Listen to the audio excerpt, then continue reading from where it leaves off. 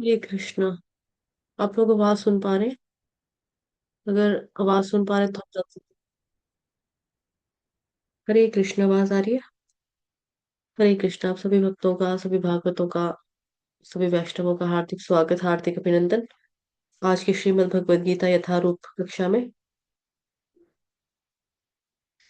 सत्र का शुभारंभ हम मंगलाचरण के साथ आरंभ करेंगे। ओम अज्ञानतिमिरान्धस्य ज्ञानांजन शलाकया चक्षुरुन्मीलितं येन तस्मै श्री गुरुवे नमः। श्री चैतन्य मनोभीष्टं स्थापितं येन भूतले स्वयं रूपः कदा मह्यं ददाति स्वपदान्तिकं वन्देऽहं श्रीगुरोः श्रीयुतपदकमलं श्रीगुरुन् वैष्णवांश्च श्रीरूपं साग्रजातं सहगण रघुनाथान्वितं तं सजीवं साद्वैतं सावधूतं परिजनसहितं कृष्ण चैतन्य देवं श्री राधा कृष्ण पादान सहगण ललिता श्री विशाखान्विताश्च नमो विष्णुपादाय कृष्णप्रेष्ठाय भूतले श्रीमद्भक्ति वेदांत स्वामिनिति नामिने नमस्ते सारस्वती देवे गौरवाणी प्रचारिणे निर्विशेष शून्यवादी पाश्चात्य देशधारिणे जय श्री कृष्ण चैतन्य प्रभु नित्यानंद श्री द्वैत गदाधर शिवासादि गौर भक्त वृंद। हरे कृष्ण कृष्ण कृष्ण हरे हरे, हरे राम राम राम हरे हरे। हरे कृष्ण कृष्ण कृष्ण हरे हरे, हरे राम राम राम हरे हरे। तो मेरा स्वास्थ्य ठीक नहीं है, तो इसलिए आज हम श्लोका की क्लास जो है ना, कंठस्थ करने वाली, वो क्लास हम नहीं लगाएंगे। मैं गीता ही पढ़ा दूंगी मैं, क्योंकि उस क्लास में बोलना ज्यादा पड़ेगा थोड़ा ना, प्रैक्टिस करवाने के लिए। तो यही करेंगे, आज हम भगवत गीता करेंगे। श्रीमद् भगवत गीता यथारूप की जय। श्रीमद् भगवत गीता अध्याय 2 श्लोक संख्या 53। Shrimad Bhagavad Gita as it is chapter number 2 verse number 53। अध्याय का नाम गीता का सार है, या फिर इसको सांख्य योग के नाम से भी जाना जाता है। श्रुति विप्रतिपन्ना, श्रुति विप्रतिपन्ना ते यदा स्थास्यति निश्चला समाधावचला बुद्धिस्तदा योगमवाप्स्यसि। आपकी टर्न, गाइए। श्रुतिपन्नाते यदा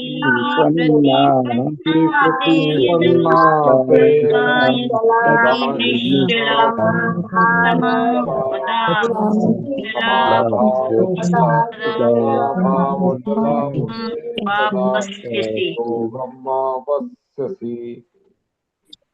हरि बोल। सबने बहुत अच्छा दोहराया, धन्यवाद। शब्दार्थ श्रुति वैदिक ज्ञान के प्रतिपन्न विप्रतिपन्ना कर्म फलों के प्रभावित हुए बिना ते तुम्हारा यदा जब स्थास्यति स्थिर हो जाएगा निश्चला एकनिष्ठ समाधौ दिव्य चेतना या कृष्ण भावनामृत में अचला स्थिर बुद्धि का मतलब बुद्धि तदा तब योगम आत्म साक्षात्कार अब आपसे सी तुम प्राप्त करोगे। अनुवाद और तात्पर्य जगत गुरु श्रील प्रभुपाद द्वारा श्रील प्रभुपाद की जय। जब तुम्हारा मन वेदों की अलंकारमयी भाषा से विचलित ना हो और वह आत्म साक्षात्कार की समाधि में खड़ा हो जाए, तब तुम्हें दिव्य चेतना प्राप्त हो जाएगी। तात्पर्य जगत गुरु श्रील प्रभुपाद द्वारा श्रील प्रभुपाद की जय। कोई समाधि में है, इस कथन का अर्थ यह होता है कि वह पूरी तरह से कृष्ण भावना भावित है, अर्थात उसने पूर्ण समाधि में ब्रह्म परमात्मा तथा भगवान को प्राप्त कर लिया है। ठीक है। परमात्मा यानी कि भगवान को जानने के 3 स्तर होते हैं ना। वदन्ति तत्तत्त्वविदस्तत्त्वं यज्ञानमद्वयं ब्रह्मेति परमात्मेति भगवानीति शब्दते। तो उसने पूर्ण समाधि में ब्रह्म परमात्मा भगवान को प्राप्त कर लिया। कौन? जो कृष्ण भावना भावित है। आत्म साक्षात्कार की सर्वोच्च सिद्धि यह जान लेना है कि मनुष्य कृष्ण का शाश्वत दास है और उसका एकमात्र कर्तव्य है कृष्ण भावना में अपने सारे कर्मों को करना।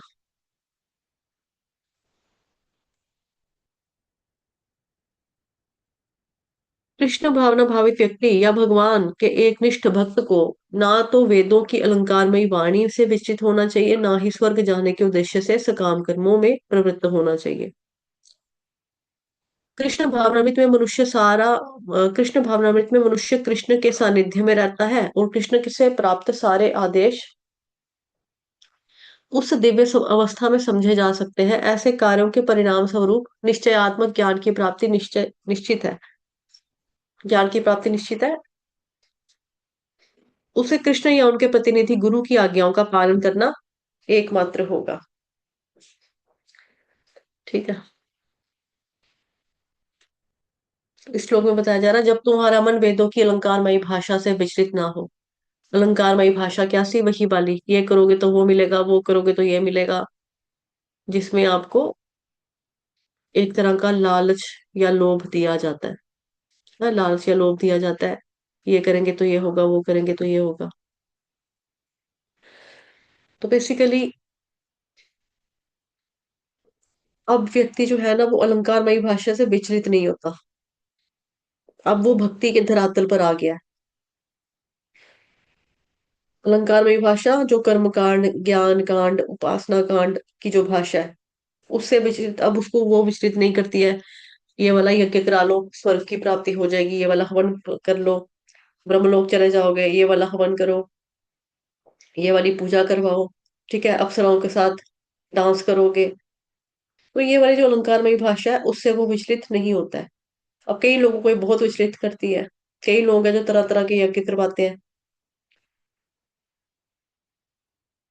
ये सोच कर करवाते हैं कि इस जन्म में नहीं मिला तो क्या हुआ, अगले जन्म में पूरा हो जाएगा, अगले जन्म में कम से कम हमको एक वस्तु प्राप्त हो जाएगी।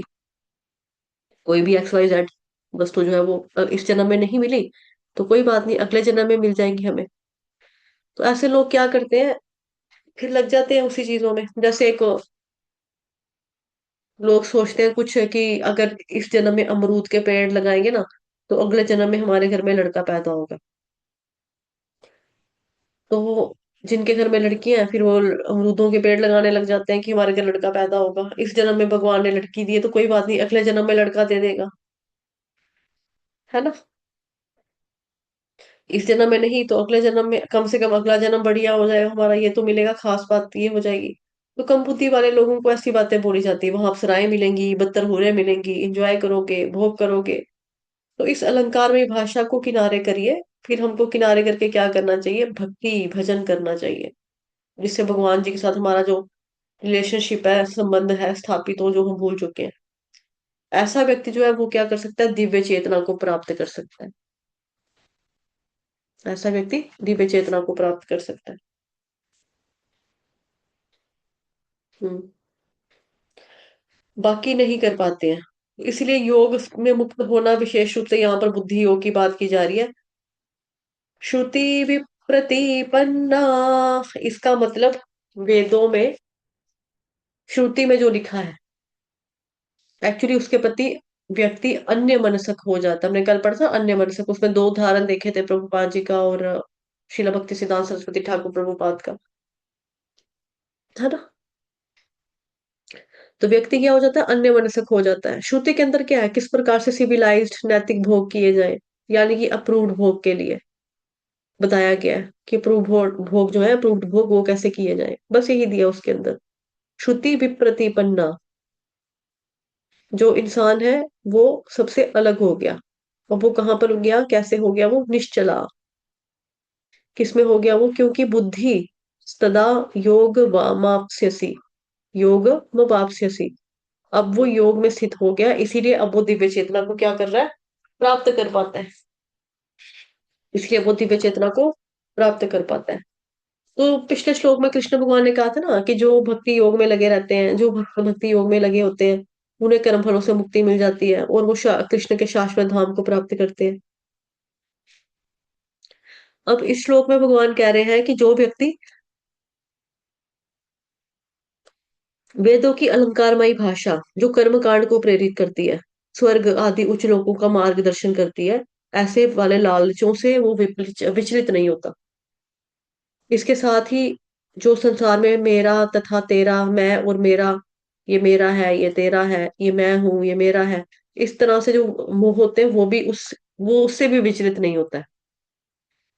वही क्या कर पाएगा? विशुद्ध भक्ति योग को प्राप्त कर सकेगा और अंत में भगवान कह रहे हैं मेरे शाश्वत धाम को प्राप्त हो जाएगा। और साथ में क्या लिखा है? दिव्य चेतना प्राप्त हो जाएगी। दिव्य चेतना भी कैसे प्राप्त होती है? भगवान की कृपा से, गुरु महाराज की कृपा से। चक्षुदान दिलो यही जन्मे जन्मे प्रभु सही, दिव्य ज्ञान हृदय प्रकाशित, प्रेम भक्ति यहाँ होते, अविद्या विनाश याते, वेदे गाय यहाँ चरित। तो हमें क्या करना है? भगवान की भक्ति भजन, कृष्ण भावना भावित हमें कार्य करने हैं, कर्म करने हैं। अभी जाइएगा नहीं, क्योंकि ये श्लोक छोटा सा था, ये खत्म हो गया। अभी नेक्स्ट श्लोक करवा देंगे, इस क्लास को वाइंड अप करेंगे।